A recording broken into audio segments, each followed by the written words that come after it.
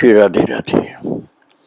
भक्तों, हर प्राणी का स्वभाव होता है, यदि वो तामसिक नहीं है, कि अच्छी जगह रहे वो। हाँ, तमोगुण जो जीव होते हैं वो गंदगी में रहना पसंद करते हैं, लेकिन रजोगुणी भी थोड़ा दिखावे में रहते हैं, किंतु दिखावे में जैसा उन्हें समझ में आता वैसा करते हैं। और सतोगुणी तो सदा स्वच्छ निर्मल चीज ही पसंद करते हैं और ऐसी जगह पर रहना पसंद करते हैं। और भक्तों, देवी देवता तो और ही पवित्रता के स्थान को ढूंढते हैं, और भगवान तो निर्मल मन जन सो मोहि पावा, मोहि कपट छल छिद्र न भावा। निर्मल मन का जो जन होता है वही प्रभु को अच्छा लगता है, कपट छल छिद्र अच्छा ही नहीं लगता है। तो कपटी चालाक छली के अंदर भगवान कहाँ से प्रकट होंगे, प्रेम कहाँ से प्रकट होगा, भक्ति कहाँ से प्रकट होगी। इसलिए कपटी छली चालाक के अंदर भक्ति नहीं प्रकट होती। भक्तों, भगवान तो निर्मल हृदय वाले के अंदर अपनी लीला, अपनी कृपा, अपनी छवि, अपनी भक्ति और स्वयं भी प्रकट होते। आप लोग सुन रहे थे कल कि रुक्मिणीबाई माता के अंदर भगवान की लीलाएं होने लगी थी। प्रभु के आवेश और आवेशावतार महाप्रभु जी ने बतलाया, जैसे वैसा ही हो रहा था। माताओं ने जब पूछा, रुक्मिणीबाई की सखियों ने श्री पोद्दार जी महाराज से इस विषय में, तो उन्होंने साफ कर दिया। बहुत आनंदित हुए, चेहरे पर मुस्कान आ गई और वो बोले कि ये भावावेश जो हो रहे हैं, ये रुक्मिणीबाई के अंदर पात्रता है, इसकी कोई दिखावा या बनावट नहीं है, ये वस्तुतः आवेशावतार हैं। पोद्दार जी महाराज ने कह दिया, बस इसको छिपा के रखना, ये बहुत बड़ी चीजें हैं। तब सखियों को पता चला कि रुक्मिणीबाई के शरीर को भगवान इस समय लीला भूमि बना रखे हैं, और अब इनके प्रति, रुक्मिणीबाई के प्रति सखियों के मन में बहुत आदर की भावना आ गई। और जो माता वो महिला संग देखती थी ना, जिनको ये भाभी जी कहती थी, चंदा जी कहती थी, एक बार उनके कष्ट हो गया बहुत, टांसिल का कष्ट गले में, और कष्ट की निवृत्ति के लिए टांसिल का ऑपरेशन भी हुआ। घाव भरने की स्थिति में आ गया था, परंतु अभी कमजोरी बहुत थी। तो उनकी अस्वस्थ अवस्था में जब वो बिस्तर पर लेटी हुई थी, उसी समय रुक्मिणीबाई अचानक हवेली में आई, जहाँ की वो रहती थी। चंदाबाई हवेली उनकी अपनी थी। तो वो रुक्मिणीबाई जी पहुंच गई वहां और आग्रह भरे स्वर में बोली, भाभी जी उठिए, क्या सोई हुई है। तो वो बोली कि मेरे गले में दर्द है, कमजोरी भी है। रुक्मिणीबाई ने उनके उत्तर को सुनकर भी अनसुना कर दिया और पुनः मनुहार भरे स्वर में कहने लगी, उठिए न। तो भाभी जी उठकर बैठ गई, और ज्यों ही वो बैठी, रुक्मिणीबाई ने चट से उनकी गोद में बैठकर उनसे कहना प्रारंभ कर दिया, अरे मुझे देखो ना, मैं बांके बिहारी हूँ। महाराज रुक्मिणीबाई चंदा भाभी की गोद में बैठकर बोलने लगी, मैं बांके बिहारी हूँ, मेरा श्रृंगार कीजिए, मुझे मक्खन खिलाइए, मुझे फूल दीजिए, मुझे इत्र लगाइए। कृपा करके आप इसको ढोंग मत मान लेना, यह ढोंग वाली बात बिल्कुल भी नहीं भक्तों, यह सच्चाई है। क्योंकि वो जानबूझ के ऐसा नहीं कर रही थी, उन्हें होश ही नहीं रहता था कि मैं उस रुक्मिणीबाई हूँ। उनके ऊपर तो प्रभु इतने मुग्ध थे कि प्रभु ही उनके ऊपर अपना आवेश डालकर लीला कर रहे थे। तो रुक्मिणी बाई उस समय भगवान श्री कृष्ण के भाव से भावित थी। बाई की कोमल स्थिति ऐसी लगती थी जैसे ठाकुर जी बालकृष्ण हो, कभी किशोर हुए। इसलिए उस समय बाई की जो बोलन थी, बाई के हाव भाव थे, वो बिल्कुल श्री कृष्ण परख ही हो गए थे। महाराज इतना ही नहीं, भाभी जी जो उनकी थी, जिनको कहती थी भाभी जी, वो आयु में बड़ी थी, फिर भी वे भाभी जी को चंदा कहकर संबोधित कर रही थी। बात ये भक्तों की, बड़े लोगों का नाम लेकर तो पुकारा नहीं जाता है, और न कभी रुक्मिणी बाई पुकारती थी नाम लेकर, किंतु इस समय तो कृष्ण के आवेश से आवेशित थी, इसलिए वो उनका नाम लेकर चंदा कह रही थी। और बिंब का प्रतिबिंब और ध्वनि की प्रतिध्वनि होती है। बाई के भाव राज्य के अनुसार भाभी जी में प्रतिक्रिया हुई। प्रौढ़ अवस्था वाली भाभी जी स्वयं को अल्प अवस्था वाली मानने लगी, और उन्हें यही भान होने लगा कि श्री कृष्ण ही मेरे गोद में बैठे हैं। महाराज चंदा को इस बात की जानकारी भली प्रकार से हो चुकी थी कि इन दिनों अनेक बार बाई श्री कृष्ण भाव से भावित हो जाती हैं, और चंदा का हृदय सहज रूप से गोद में बैठी हुई श्री कृष्ण भाव भाविता रुक्मिणी बाई की ओर बहने लगा। बाई उन्हें अत्यधिक प्राण प्रिय लगने लगी। वे सिर पर हाथ रख करके प्यार करने लगी। घर में मक्खन था ही, मंगवा करके मक्खन खिलाया और लड्डू भी खिलाया, हाथ में फूल भी दिए। और महाराज आप ये मत समझना कि उस समय सम्मान आदि पाने के लिए रुक्मिणी बाई ये कर रही थी। नहीं, रुक्मिणी बाई को तो अपने शरीर का ध्यान ही नहीं था, ये तो ठाकुर जी लीला कर रहे थे। प्रसन्न बदना बाई दिखलाई पड़ रही थी, और मुस्कुराती हुई भाभी से कह रही थी, मैं बांके बिहारी हूँ, देख मैं तेरे लिए यहाँ आया हूँ। अब वो अपने होश में होती तो कहती मैं आई हूँ, लेकिन आई हूँ ऐसा नहीं कहा। वो बोली मैं तेरे लिए ही यहाँ आया हूँ, मैं तेरा हूँ, तू मेरी चंदा है, तुम मुझसे खेला करो। तुम्हें क्या बतलाऊं खेल में कितना आनंद आएगा।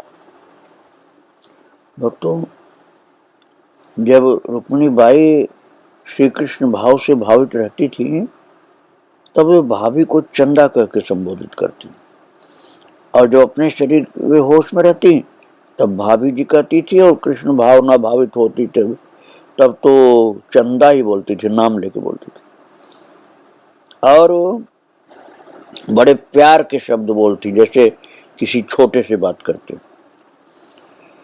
और जब अपनी सहज स्थिति में रहती तब भाभी को भाभी जी कहती, बड़े आदर से बोलती थी, सम्मान देती थी।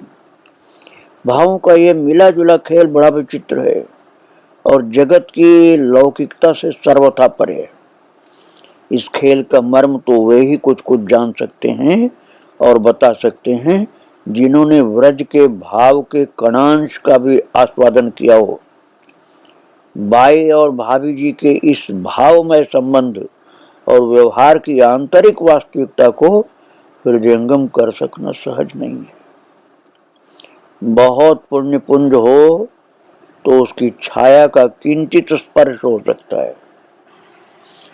उन दिनों रुक्मिणी बाई के व्यवहार में एक अनोखा प्यार भरा रहता था, और उस प्यार के प्रति सभी के मन में ललक रहती थी।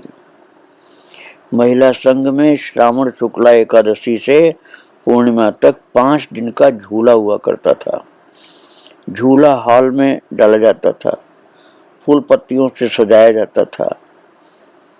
5 दिन अलग अलग प्रकार के झूले की सजावट होती थी, जैसे हरी भरी फूल पत्तियों का एक दिन हो गया, एक दिन रुई का हो गया, एक दिन कपड़े का हो गया, एक दिन कागज का, एक दिन फलों का। चौकी पर कुंज बना करके उसमें फूल सब्जियां लटका दी जाती थी। झूलन उत्सव के पश्चात श्री युगल सरकार को शयन करा दिया जाता था। फिर उन कुंजों में कीर्तन होता था। बाई को बुलाने का एक ही मंत्र था, कीर्तन। कीर्तन प्रारंभ होते ही रुक्मिणी बाई आ जाती थी। रात भर लीला होती, फल लूटे जाते, खाए जाते। उस उल्लास का वर्णन संभव नहीं भक्तों। एक बार कच्ची सब्जियों का झूला बना। उसमें भिंडी, बैगन, करेला, कद्दू, हरी मिर्च, तोरी, परवल सब लटकाए गए। कीर्तन के बीच श्री कृष्ण भाव भाविता रुक्मिणी बाई ने सब्जियां तोड़ तोड़ करके सबको दी। भिंडी, तोरी आदि सब खाने लगी। पर कई बहनों के मन में प्रश्न था कि करेला, हरी मिर्चा आदि कड़वी तीती लगने वाली कैसे खाई जाए। सबने मन ही मन विचार किया कि अब इस प्रकार की वस्तुओं का प्रयोग झूले में नहीं करना है। तभी रुक्मिणी बाई ने कहा, तुम लोग झूला सजाती हो क्यों? मुझको झुलाने के लिए ना। हम युगल जड़ हैं क्या? झूला झूलेंगे तो कुंज के फूलों फलों के साथ भी खेलेंगे। ये फल फूल भी हमारी प्रतीक्षा करते हैं। इन्हें हम तोड़ेंगे, खाएंगे भी। तुम लोगों ने हम लोगों को जो खाने को दिया वही तुम लोगों को खाना होगा। अब तो सब बहनों को अपनी भूल समझ में आने लगी। भविष्य में ऐसा नहीं करने का मन में निश्चय करके जिस बहन को जो मिला वही वस्तु वो खाने लगे। जो पहले मन में अलग भाव आ गया था कि इनको नहीं खाना, वो हट गया। और खाने के लिए मुंह में रखते ही सबके नेत्रों में विस्मय झलक पड़ा, क्योंकि न करेला कड़वा लगा और न तो मिर्च तीती लगी। खाने में सब बड़ी स्वादिष्ट लग रही थी। इतना रुचिकर स्वाद आ रहा था कि और अधिक लाओ, और अधिक दो, और अधिक दो प्रसाद। मुझे खाने की इच्छा होने लगी, ज्यादा और मिल जाए इसकी इच्छा होने लगी। और प्रसाद रुक्मिणी बाई उस समय तो बांके बिहारी के भाव से भाविता थी ना, तो बांके बिहारी बन गई थी वो, और सबको खूब प्रसाद दे रही थी। और महिला संघ में भाई का रसमय व्यक्तित्व सबके लिए आकर्षण का बिंदु बना हुआ था। जो भी आती, चाहे किसी काम से ही आई हो, वो कुछ देर के लिए बाई के समीप बैठना चाहती। एक बार कुछ लड़कियां बाई को घेर करके बैठी हुई थी। बाई का तात्पर्य रुक्मिणी बाई को। रुक्मिणी बाई को घेर के बैठी थी सब। उनमें एक लड़की का नाम था कुसुम। उसने फूलों का एक गजरा बाई को पहना दिया। लड़कियां फूलों के गजरे और गहने बना बना करके लाया करती थी और बाई को सजाया करती थी। तो शीश पर या हाथ में या पाँव में या गले पर या करधनी में, जिसे जो कुछ अच्छा लगता था, जैसा मन होता था, वो लड़की उसी प्रकार के फूल के गहने और गजरे बनाकर चुपचाप लाती और एक दूसरी से छिपकर बाई को चट पहना देती थी। इस तरह से रुक्मिणी बाई के प्रति सबका बड़ा ऊंचा भाव था और बाई का श्रृंगार करने में होड़ सी मची हुई थी। केवल श्रृंगार ही नहीं, कभी कोई मक्खन ले आती, कोई लड्डू ले आती, कोई अन्य मिष्ठान पदार्थ ले आती और अवसर पाकर के रुक्मिणी बाई के मुंह में चुपचाप खिला देती। अब इन सबके समझ में आ गया था कि ये कोई साधारण स्त्री नहीं है रुक्मिणी बाई, ये भगवान कृष्ण ही प्रकट है इनके अंदर। अक्सर ऐसा हुआ करता था। कभी कभी बाई को पीतांबर पहना जाता, दुपट्टा ओढ़ाया जाता, गहनों का श्रृंगार किया जाता। इस प्रकार रुक्मिणी बाई को श्री कृष्ण वेश में सजाया जाता। अन्य सब भी घाघरा, ओढ़नी, गहना और ये सब धारण कराती।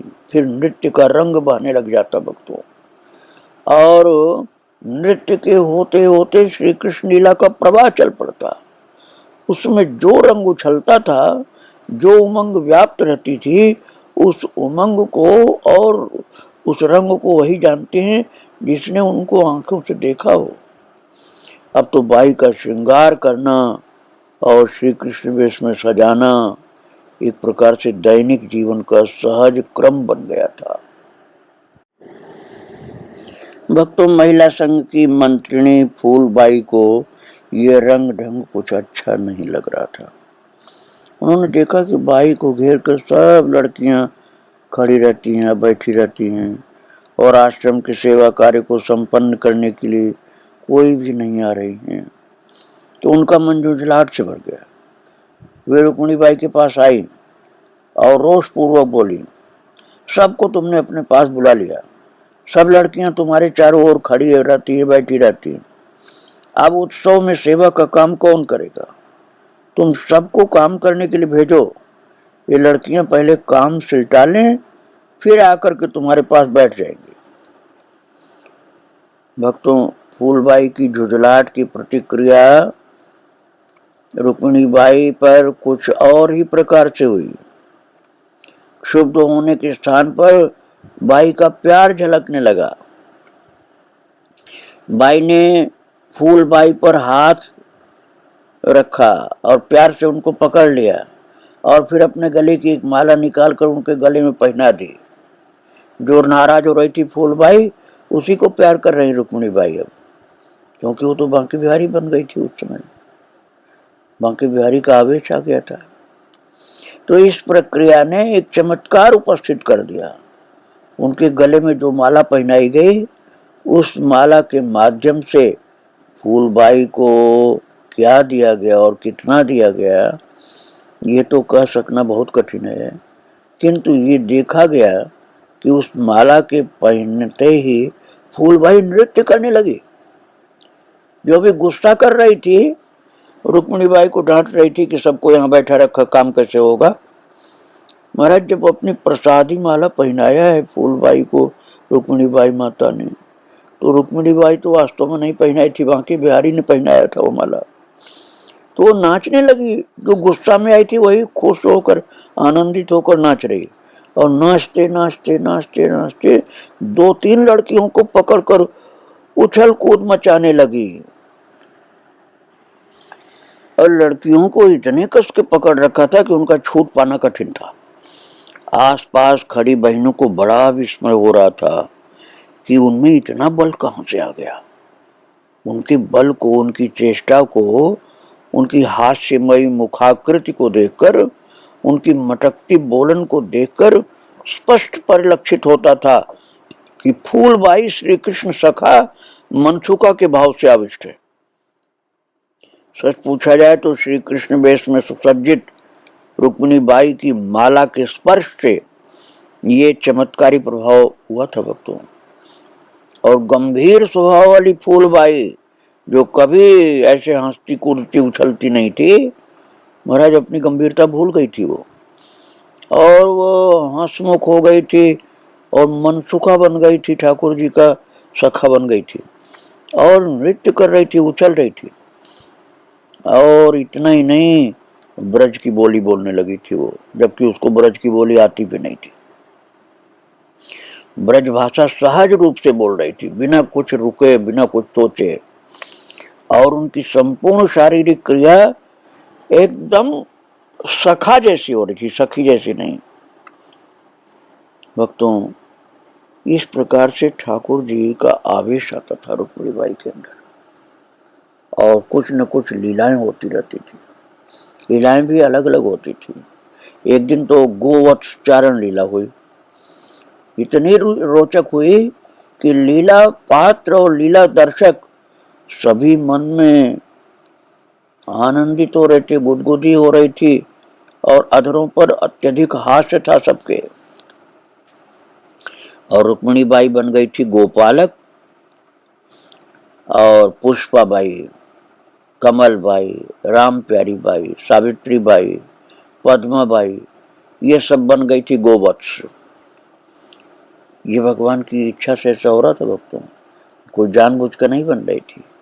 ये सब बछड़ा बछड़ी बन गई थी, ये सब बाई लोग, और रुक्मिणी बाई गोपालक बन गई थी। तो इन गोवत्सों को गोपाल भावाविष्ट रुक्मिणी बाई बगीचे में चराने लगी और ये सब जितनी सखियां थी ये बछड़ा की तरह से मुंह नीचे करके अब बगीचे में चर रही हैं। और रुक्मिणी बाई कन्हैया बने हुए गाय चरा ग्वाल वालों जैसे बछड़ों को चराते हैं गोपाल छोटे से, ऐसे रुक्मिणी बाई इन सबको चरा रही थी और एक हंस हंस के चर रही थी। और किसी को याद नहीं था कि वो स्त्रियां हैं, सब अपने को बछड़ा मान रही थी। श्री बरसाने वाली के सामने बगीचा है, तो बगीचे की क्यारियों में गोवत्सों को चराया गया, बछड़ों को, और गोवत्सों को हाँक हाँक करके चराया जा रहा था। रुक्मिणी बाई हाँक रही थी सबको। बाई की बोलन ठीक ग्वालों जैसी हो रही थी, ऐसा लगता था जैसे कोई गाय चराने वाला ही बोल रहा हो। और गोवत्सा रूपा बहने पैर से नहीं, हाथ और घुटनों के बल चल रही थी, चार पैर की होकर घुटने के बल चल रही थी। और बगीचे की एक क्यारी में पुदीना लगा हुआ था। क्यारी में लगे हुए पुदीने को गोवत्सों ने हाथ से नहीं मुंह से तोड़कर खाया, जैसे बछड़े खाते हैं ना मुंह लगा लगा करके जमीन पर। ऐसे ये सब सखियां जो थी, महाराज ये हाथ से कोई नहीं तोड़ रही थी पत्ती, मुंह से ही तोड़कर मुंह से ही खा रही थी जैसे बछड़े खाते हैं। और ज्यों ही ये लीला पात्र गोवत्स अपना मुंह उठाते तो गोपाल स्वरूपा रुक्मिणी बाई उनको आगे बढ़ने के लिए हाँक देती थी। इस तरह से बगीचे में सबको बछड़ा की तरह से गैया, जैसे गाय के बछड़े को चरावे कृष्ण, ऐसे रुक्मिणी बाई चरा रही थी घास। और चरने के बाद चारा देने के समय आहार के रूप में रुक्मिणी बाई ने सबको दूध दिया। दूध परोसा गया था थाली में। महाराज गोवत्स जो थी बनी हुई है माताएं, ये कोई थाली और गिलास उठा के नहीं पी, कटोरी ऐसे मुंह लगाते हैं, थाली मुंह लगाते हैं उठा उठा कर, ऐसे कोई हाथ में लेकर नहीं पी। सब अपना मुंह जमीन पर रखकर थाली में मुंह डाल डालकर जीभ से दूध पी रही थी और चाट रही थी। गोवत्स चारण का यह दृश्य बड़ा ही अद्भुत और बड़ा ही आनंददायी था। गोवत्स चारण लीला देखने वाली बहनें और गोवत्स बनी हुई बहनें सभी हंस हंस करके आनंदित हो रही थी। और इस हास परिहास का विकास कीर्तन के उल्लास एवं जय गान के रूप में हुआ। महाराज ये घास चरी और गाय का दूध पी मुंह लगा लगा करके बिना हाथ लगाए, और खूब कीर्तन भी गाई, रुक्मिणी बाई भी गाई और ये सखियां भी गाई। अद्भुत आनंद की वर्षा हो रही थी भक्तों। और श्री कृष्ण भावमय हास परिहास और लीला विलास में समय व्यतीत हो रहा था। इस प्रकार से आनंद में सब ऐसी डूबी हुई थी ये भाग्यशालिनी माताएं, सखियां, लड़कियां रुक्मिणी बाई के साथ, क्योंकि रुक्मिणी बाई को सब बांके बिहारी देख रही थी। और रुक्मिणी बाई माता वास्तव में अपने शरीर की स्थिति से अलग थी। वो रुक्मिणी बाई का शरीर अपना नहीं देख रही थी, वो तो कृष्ण भावना भावित इस उच्च कोटि की दशा में थी कि अपने को बांके बिहारी ही बना लिया था उन्होंने क्या बना लिया था, भगवान नहीं बना दिया था उनको बांके बिहारी। बांके बिहारी स्वयं उनके शरीर में लीला कर रहे थे और इन सबको बछड़ा बनाकर चराया, घास चराया, पुदीना चराया, दूध पिलाया, थाली में मुंह रख रख करके सबने दूध पिया जैसे बछड़े पीते हैं। ऐसी अद्भुत लीलाएं भगवान ने रुक्मिणी बाई माता के शरीर को स्वीकार करके अपनी लीला में लीलाएं की थी। और उसके बाद फिर जब ये सब आवेश पूर्ण हुए हैं तब रुक्मिणी बाई को अपने एक साधक जीवन की याद आई कि अब मुझे क्या करना है। अभी तक तो उनको याद ही नहीं था अपने शरीर का, फिर वो साधना के पक्ष में जो जो करना है वो करने के लिए तैयार हुई। उन सब बातों को मैं कल आपको सुनाऊंगा। आज इन माता को और उनकी सब गोवत्स बनी हुई सखियों को प्रणाम करके विराम दे रहा हूँ। श्री राधे राधे, जय श्री राधे।